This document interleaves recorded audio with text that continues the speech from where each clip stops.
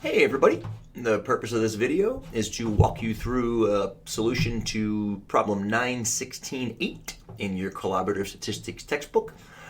Here's the problem right here. We want to see if the average number of sick days is arguably 10 taken per year or if it's not 10 taken per year. We took ourselves a random sample of looks like 8 employees, and we got, this is the number of sick days they took per year. So you can see that you've got a low of 3 and a high of 15. It's a very small sample, very, very, very small sample. We want to see if it's significantly different from 10. They do not believe the figure of 10. Okay, well, we'll run ourselves a little, we can run a confidence interval, we can run a hypothesis test. Let's do it old school first. Let's get our TIs out to give us a hand. And let's run the raw data. We'll do a real quick confidence interval, stat edit. Let's clear out some lists here. We only need one. And we've got 12, 4, 15, 3, 11, 8, 6, and 8. All right, so we'll do it old school first by running a T interval. Got a T interval. We got data in L1. We'll do a 95% confidence interval. Let's see what it comes out to be. Okay, so based on this, we cannot disprove. I guess we can't support their claim. Their claim is that they don't think that the average number of sick days is 10. Well, 10 is within the confidence interval, so therefore there's no reason to believe it's not. Okay. Now, obviously, there are some issues with this. You'll notice that the average is lower than 10. It's just over 8. If they truly believe that the average is lower than 10 or is not 10, I would recommend they go out and survey more people than 8, which would shrink this margin of error. The margin of error is essentially 3.5 days. I mean, it goes from roughly 5 to 12.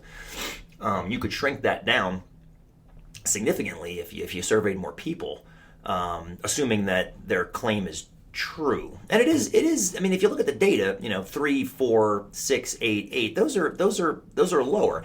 Now, one thing we should also look at. I'm going to turn the TI back on. I'm going to turn a plotter on for you guys, and we're going to look at the shape. Since we have raw data, we're going to go ahead and grab a histogram, and while we're at it, we're also going to grab a box plot just to see what this data looks like. It's going to be, like I said, with a small data set, it might be a little challenging to identify anything super meaningful. But here's okay, I'm going to finagle with the window a little bit. The min's 3, yeah. The max was 15. We'll go up to 16, and we'll go by ones. See what that looks like. All right, so no reason to think it's not roughly normally distributed. I know we're getting into the dot plot region here, but there's no reason to think that we're too crazily skewed to not be normal. So we can go ahead and run that T interval without thinking twice about it. So anyway, there's the old school way of looking at it. The new school way would be setting up a hypothesis test. And pretty straightforwardly, the hypothesis that they want to test is that the average number of days taken per year is not 10. Okay, so the null would be that it is 10, where mu is the average number of sick days taken. We've already got everything set up to run a t-test, so we're going to do that next and see how it agrees, or see how it syncs up with the confidence interval. This is all perfect. Everything's ready to go. I mean, we're going to test, except for this. Mu naught has to be 10, because we're testing against their belief that 10 is the average number of sick days taken. List is in L1. Yeah, everything's good to go. We're going to draw it. Here's okay, beautiful. So here, this right here, this curve is the normalized centered on 0 T curve, whose claim is that, now it's normalized to 0, but that really is 10. If the folks that run this study believe it's not 10, then the test statistic that we generate should be nowhere near this center value. It should be somewhere far left or far right. And the question, you can ignore this stuff up here. That's just the box plot and the histogram from before. The problem is we've got a large p-value of about 30%.